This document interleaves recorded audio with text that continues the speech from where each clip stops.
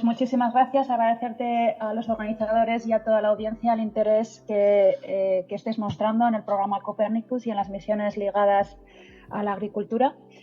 Siento mucho no poder estar allí físicamente con vosotros. El proyecto está en una fase ahora muy activa y no he podido desplazarme hacia Burgos. Espero que haya ocasiones de poder conoceros a algunos de vosotros en persona, porque sois una comunidad muy importante para las misiones Copérnicos y en particular para el STM.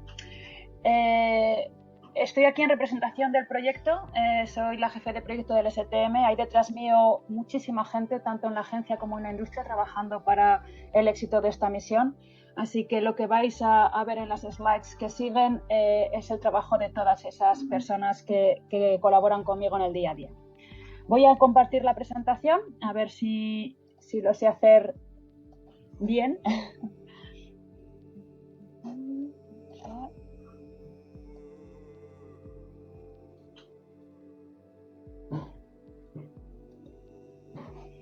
¿Lo ves correctamente en el auditorio? Es la presentación de orador. Tendrás que poner la otra pantalla. Ya veo que está invertido. Vamos a ver.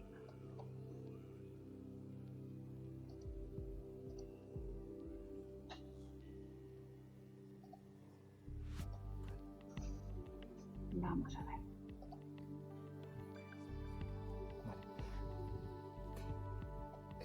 A ver. Ahora lo vemos perfectamente.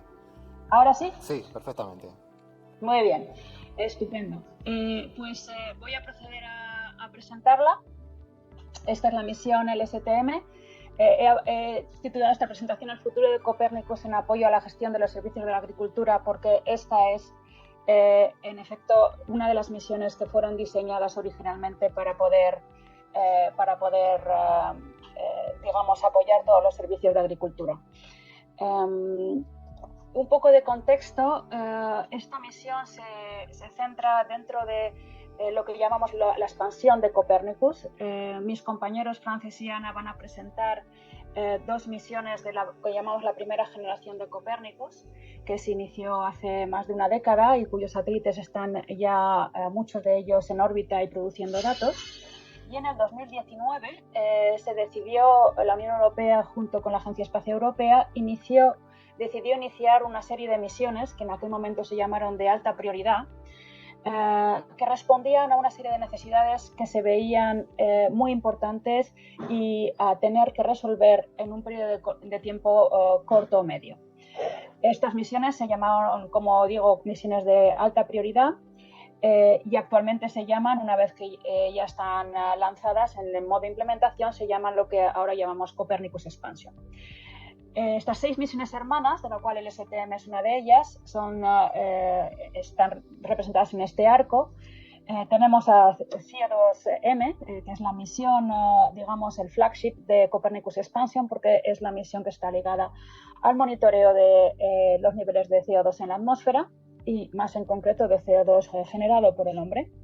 Es una misión que está tremendamente ligada a las políticas y a los acuerdos internacionales, notablemente al Acuerdo de París. Y es una de las misiones que tiene, digamos, un calendario más ambicioso debido a la importancia de tener esos datos rápidamente. Luego tenemos la misión LSTM, de la que hablaré más en detalle, que es la que yo gestiono, que es una misión de también muy alta prioridad orientada a la gestión de la agricultura sostenible y en concreto a la gestión de los recursos hídricos para la agricultura. Esta misión lo que vamos a intentar proporcionar son datos que sirvan a la comunidad de usuarios, a los agricultores, a optimizar la gestión del agua para que esa gestión del agua desemboque en unos cultivos más fructíferos y en una mayor producción, sin por ello aumentar el consumo de agua. Entonces, esto es el STM y os hablaré más en detalle en las siguientes slides. Luego tenemos una misión que es particularmente, está particularmente asociada también con el STM, que es CHIME. Es una misión hiperespectral que también nos va a ayudar a obtener información sobre el estado y de la salud de los cultivos. Nos va a ayudar también a observar la calidad del agua y las propiedades del suelo. Una misión muy interesante y cuyos datos podrán ser utilizados sinérgicamente con los datos del STM. Luego nos vamos a la misión Roselle, que es una misión de radar en banda L, una misión muy interesante porque nos va a permitir tener una mayor penetración que los radares actuales y que nos va a dar información también relacionada con seguridad marítima, con seguridad alimentaria, pero también sobre las capas de hielo y la gestión de los árboles. Entonces, una misión también muy innovadora y muy importante dentro del programa Copernicus Expansion. Otra misión que también es una misión extremadamente innovadora desde el punto de vista tecnológico es la misión CIMR, que es un radiómetro en microondas cuyo objetivo principal es observar la criosfera. En particular, la concentración y la extensión del hielo en los mares y la evolución de la criosfera. Y en ese mismo temática de la criosfera tenemos a Crystal, una misión que es un altímetro que nos va a dar información sobre la altura y la densidad del hielo y, por tanto, información vital sobre la evolución de la criosfera en la Tierra. Estas son el arco completo de misiones de Copernicus Expansion y a la vez, y en este mismo momento, a la vez que estamos trabajando en la construcción de los satélites de estas misiones, la ESA está también trabajando en la siguiente generación de Copernicus para asegurar una continuación de los datos al servicio de todos los usuarios. Voy a centrarme ahora en la misión LSTM y a profundizar un poco más en por qué esta misión y cuáles son nuestros objetivos. En estas gráficas se muestran, son datos que vienen de la FAO y nos muestra en primer lugar la importancia que tiene la agricultura en el consumo de agua. Se estima que entre un 60 y un 80% del consumo de agua dulce se debe a la agricultura. Y estos datos son incluso más altos en España, donde alrededor de un 80% de las extracciones de agua dulce se deben a la agricultura. Si vemos en el diagrama, en el mapa de la derecha de la transparencia, vemos que el consumo de agua es importante en áreas del mundo donde hay una alta densidad de población, en áreas del mundo donde sabemos que hay una mayor desertificación, pero vemos allí España, y particularmente el litoral mediterráneo de España y el sur de España, como áreas donde hay un gran estrés hídrico debido al consumo de área para el sector agrícola. Entonces, esta misión LSTM es particularmente importante para España desde el punto de vista de los datos y de los resultados que vamos a obtener de ella. Yendo un poco más en detalle a lo que queremos conseguir, un poco lo que comentaba ya antes, lo que queremos determinar es el estrés hídrico de los cultivos, teniendo como objetivo que queremos maximizar el rendimiento del agua en relación a la producción de estos cultivos. Es decir, queremos asegurarnos que cada gota de agua invertida en nuestros cultivos va a transformarse en una producción, una biomasa útil para el servicio de los ciudadanos. Lo que no queremos es que ese agua se utilice de manera ineficiente o de manera improductiva. Y para ello necesitamos información sobre cuál es el estrés hídrico de los cultivos para regar en el momento que sea necesario, ni más tarde ni más temprano. ¿Y cómo conseguimos saber cuál es el estrés hídrico? Pues para ello la comunidad científica ha estado trabajando desde hace décadas y conocen que las medidas en infrarrojo térmico nos dan la superficie de la temperatura del suelo y que gracias a ese conocimiento, si es de una manera suficientemente exacta, podemos determinar el nivel de evapotranspiración de los cultivos. Este nivel de evapotranspiración está ligado al consumo de agua de esos cultivos y también a cómo ese agua se utiliza para producir cultivos o se evapora y por tanto se pierde. Este estrés hídrico se puede determinar, por tanto, con las misiones que contienen infrarrojos térmicos y nos permite conocer con anticipación el estrés de la vegetación antes de lo que conseguiríamos viéndolo a simple vista o utilizando las bandas visibles de los detectores de los instrumentos de observación. Por lo tanto, esta capacidad del infrarrojo térmico para proporcionar una información anticipadamente es lo que nos va a permitir planificar de una manera más exacta la irrigación de los cultivos. La presentación anterior hablaban a mi compañera de que estaban en la definición de requerimientos de la misión. En nuestra misión, el STM, también pasó por esa fase y se determinó que para tener la información de una manera exacta y para poder correlar el estado de la vegetación, tanto usando bandas visibles como bandas térmicas, se determinó que lo más óptimo era utilizar 11 bandas espectrales, tanto en la banda visible como en la banda térmica. Y aquí es donde tenemos este espectro de bandas visibles que muestro en esta slide, que va del visible al infrarrojo térmico y que nos va a permitir correlar información con el mismo tipo de resolución y geolocalizada en el espacio, y con ese tipo de información vamos a poder sacar muchos productos que van a ser utilizados para la gestión de los cultivos.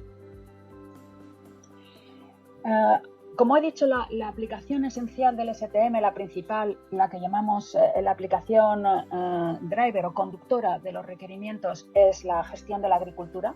Sin embargo, debido a la gran capacidad del instrumento del STM, vamos a poder también daros servicios a otro tipo de usuarios, como por ejemplo a los usuarios que quieren observar islas de calor urbana, que es importante también para la planificación urbana. Podemos también daros información sobre fenómenos de alta temperatura, volcanes o incendios.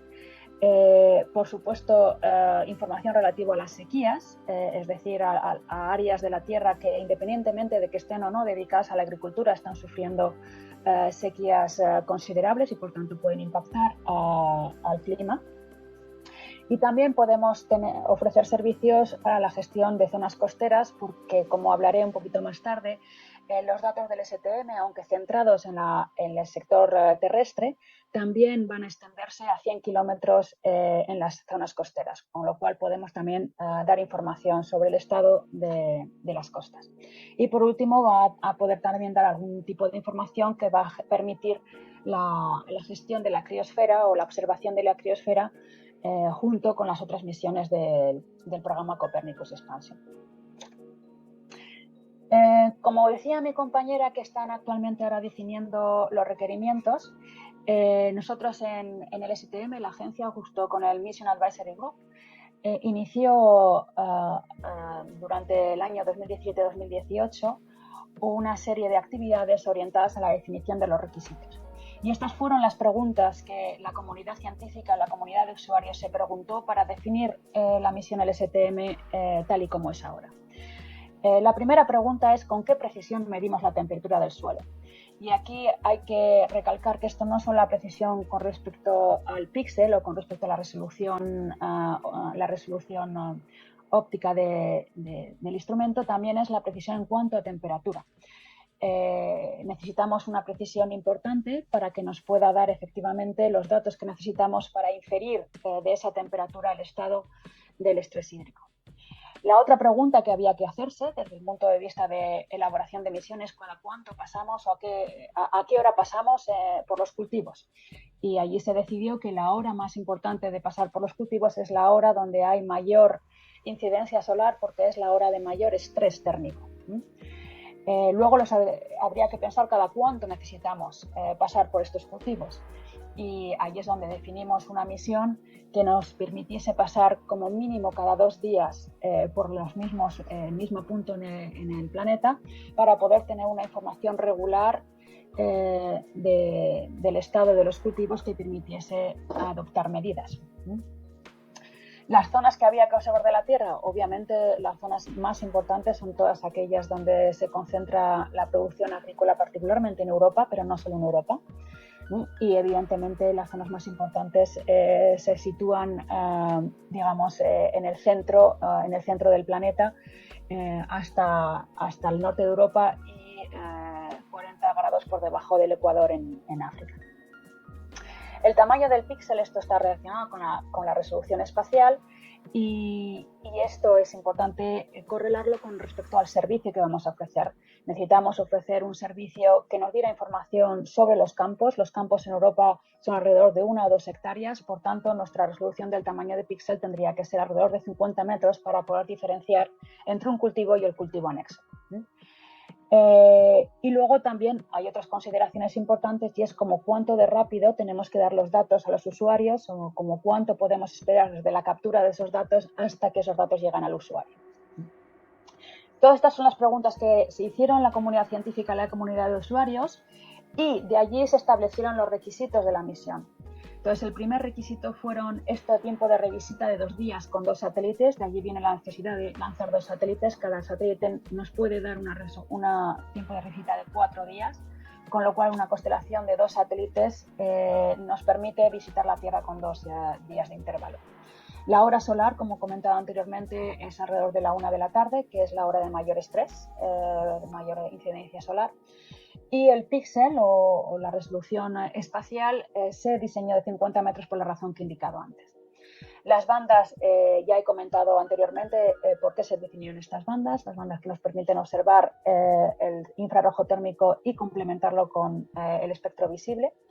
Y se prediseñó un instrumento con un ancho de barrido largo, unos 700 kilómetros de ancho de barrido. Eso es bastante capacidad. Aquí en esta imagen veis que prácticamente conseguimos escanear en un solo barrido toda la península. Esto es un dato importante porque es bastante difícil de implementar eso mecánicamente en el satélite.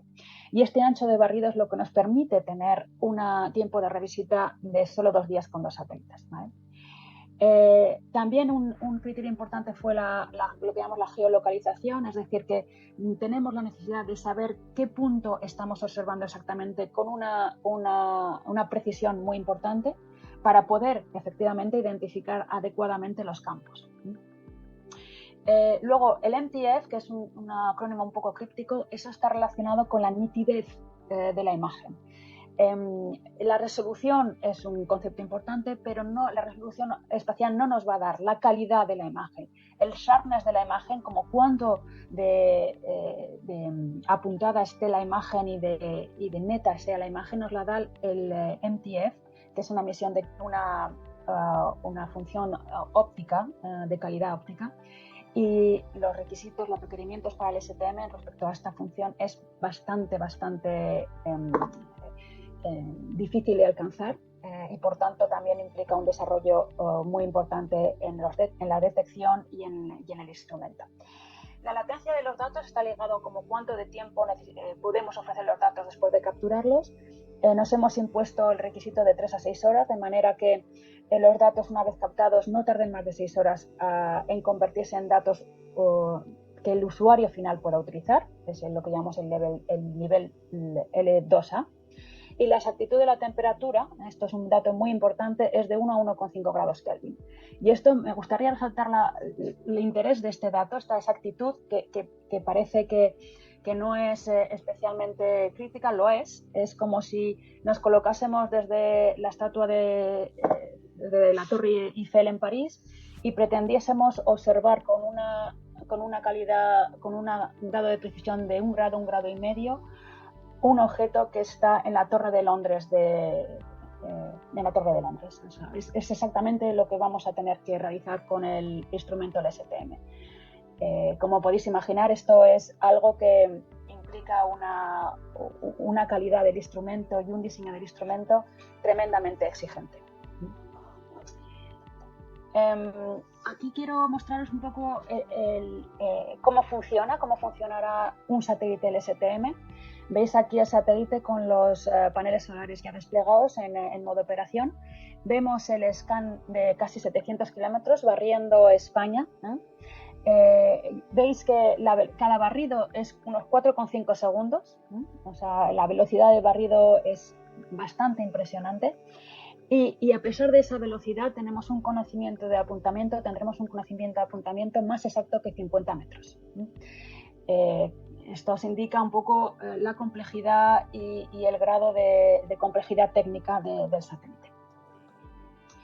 Aquí tenemos la máscara de adquisición. Estos son la zona en rojo. La zona que está en rojo nos va a dar es donde vamos a capturar los datos. Cada 50 metros vamos a escanear los datos en toda la zona que está indicada en rojo. Como veis, nos estamos centrando en las zonas terrestres. Océanos están cubiertos solo las partes que son las islas, y luego nos adentramos en la costa alrededor de unos 100 kilómetros para poder también dar información que ayude a la gestión costera. Aquí tenemos una imagen donde muestro los dos satélites, el satélite LSTA y el STB, trabajando en tándem y garantizando esta revisita de 2 días, capturando de manera continua las 12 bandas con la resolución de 37 a 50 metros. Es un poco para llamar la atención sobre la cantidad de datos que estos dos satélites están recuperando. Cada órbita, alrededor de 1.2 terabits por órbita. Todos esos datos van a tener que ser bajados a la Tierra a través de las estaciones terrestres y procesados para poder dar los servicios a los usuarios. Esto es bastante también exigente. Y puesto que estaba comentando que todos esos datos hay que bajarlos a la Tierra, creo que es importante también enfatizar que no solo son 2 satélites, es todo un sistema que consiste también en una red de estaciones terrestres que van no solo a gestionar los satélites, sino también a recibir los datos de emisión, y que esos datos de emisión van a ser procesados en el ground segment, en el sector terrestre, para poder dar a los usuarios ese servicio con una latencia de menos de 6 horas. Como la cantidad de datos es muy alta, vamos a tener que utilizar estaciones en banda Ka, que es también relativamente novedoso en las misiones de observación de la Tierra, porque es la banda Ka la que nos permite tener suficiente ancho de banda para poder bajar la cantidad de datos que tenemos que bajar en la misión LSTM.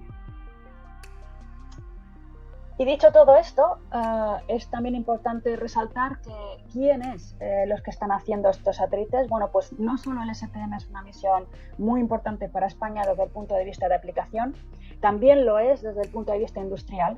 Tenemos a Airbus Defence and Space España, Airbus España en Madrid, como contratista principal de los 2 satélites. Este contratista principal gestiona alrededor de unos 30 subcontratistas localizados en toda Europa, apoyados también por Airbus Alemania, y también gestiona al contratista principal del instrumento, que es Airbus Francia, que también a su vez tiene más de 30 subcontratistas repartidos por toda Europa. Enfatizar también desde el punto de vista industrial que en el programa Copernicus prestamos atención a que nuestros consorcios industriales participen pequeñas y medianas empresas, y en particular en el STM el 36% del consorcio está formado por estas pequeñas y medianas empresas y están contribuyendo en elementos tecnológicos muy importantes del satélite. Y ya un poco resumiendo dónde estamos en el STM y cuándo vamos a poder ofrecer los datos. Bien, estamos alrededor de un 30% de la duración del proyecto. Hicimos el kick-off en noviembre del 2020, en plena pandemia. Y ahora estamos en lo que se llama la fase C, y dirigiendo nuestros esfuerzos hacia las revisiones críticas de diseño, las Critical Design Review, que tendrán lugar en el 2024, entre junio y septiembre del 2024 y entre octubre y noviembre del 2024 para la parte de sistema. Empezamos con la parte de instrumento, consolidaremos todo el diseño de instrumento hacia mediados del 2024 y luego consolidaremos el diseño del resto del satélite hacia finales del 2024. Es una fase tremenda. ¿Sí? Sí, tendríamos que ir acabando tu presentación, si 3 minutillos escasos. Si puedes. Sí, creo que es la última última slide. Entonces, estupendo. Y pensamos lanzar, el lanzamiento está pensado en principios del 2019. Tenemos el Qualification Acceptance Review en alrededor de septiembre-octubre de 2028 y por tanto estaremos preparados para lanzar en el 2029 habrá unos 6 meses de lo que llamamos commissioning y, por tanto, a finales del 2029 pensamos que podemos estar ofreciendo los servicios a los usuarios. Hay una colaboración internacional con otras 2 misiones, con Trishna y con SBG, donde estamos coordinando para obtener productos armonizados, de forma que los usuarios obtengan productos del STM coordinados con las otras 2 misiones. Y lo interesante es que una de esas misiones, Trishna, puede estar ofreciendo ya los productos alrededor de 2026 o 2027. Y con esto acabo la presentación de hoy. Simplemente algunos mensajes importantes sobre el programa Copérnicos y la misión del STM. Pero enfatizar que la misión LSTM es una misión orientada a los servicios de la agricultura y en particular a la gestión de los recursos hídricos, y que embarca un instrumento que es extremadamente avanzado y complejo, pero que nos va a permitir cumplir con los exigentes requisitos que los usuarios nos han impuesto para obtener los datos que ellos desean obtener. Y con esto acabo mi presentación. Gracias.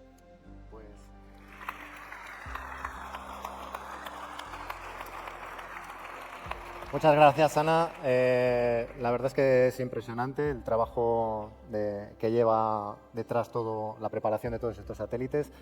Tenemos aquí bastantes preguntas, algunas de las cuales ya has respondido. ¿Cuándo va a estar operativa la misión y cuándo se pretende tener ya información? Una cosa que sorprende, parece, a la audiencia es los 50 metros de resolución. Claro, monitorizar parcelas pequeñas resulta un poco difícil, pero creo que ya lo has explicado por el tema de la calibración del sensor térmico. Si puedes... Los 50 metros es un requisito que se decidió de acuerdo con la medida media de los campos en Europa. Evidentemente, no todas las zonas de Europa tienen la misma estructura de campos de cultivo. Hay zonas donde los campos son un poco más pequeños, pero los 50 metros lo que nos permite es tener una resolución suficiente para identificar un cultivo con respecto al siguiente. Y además de tener esa resolución de 50 metros, que es un caso peor, la resolución en nadir, lo que llamamos en apuntamiento nadir, es unos 37 metros, lo que tenemos es que no solo la resolución es importante, lo que es importante también es la precisión con la cual esa resolución puede etiquetarse con un punto concreto de la Tierra. Y esa geolocalización que llamamos de 50 metros es lo que nos va a permitir diferenciar entre un campo y otro, porque sabemos que ese píxel pertenece a un campo que está en una determinada zona que podemos, geolocalizar y diferenciarlo del píxel anejo.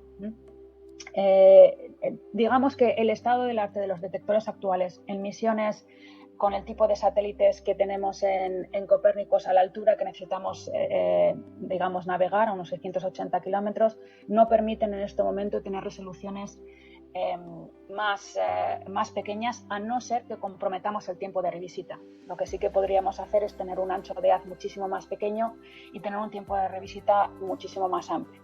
Pero en la optimización, en los trade-offs que se hacen en el inicio de la fase AB1, se determinó que los 37 a 50 metros, junto con un tiempo de revisita de 2 días, junto con una geolocalización tan exacta como la que estamos ofreciendo, era suficiente para dar información a la información necesaria sobre los cultivos. Muchas gracias. Y yo creo que has contestado también alguna otra pregunta que hablaba también de la resolución temporal. Así que, y otra, entre la audiencia hay bastantes agricultores que tienen inquietud sobre cómo puede ayudar el sistema expuesto a producir más con menos agua. Entiendo que es un tema de cuantificar la eficiencia de ese... Sí, esto seguramente habrá gente en la audiencia que sepa mucho más de lo que sé yo de la gestión agrícola. Yo puedo inferir que los datos del STM los vamos a poder utilizar, por ejemplo, para diferenciar la eficiencia de diferentes tipos de riego. Yo creo que si queremos gestionar la agricultura de manera eficiente, me imagino que habrá mucha investigación con respecto a diferentes métodos de irrigación, goteo, aspersión, goteo en profundidad, etcétera. Y lo que nos permite los datos del STM es obtener datos cuantitativos que nos digan este tipo de irrigación es más eficiente desde el punto de vista de consumo de agua y de minimización de estrés térmico que otro tipo de irrigación. Yo me imagino que por allí es por donde podemos utilizar los datos del STM para la mayor eficiencia de la gestión hídrica. Vale, pues muchas gracias, Ana. Muchas gracias por tu participación, por el esfuerzo de preparar la presentación y transmitirnos toda esta información. Muchas gracias.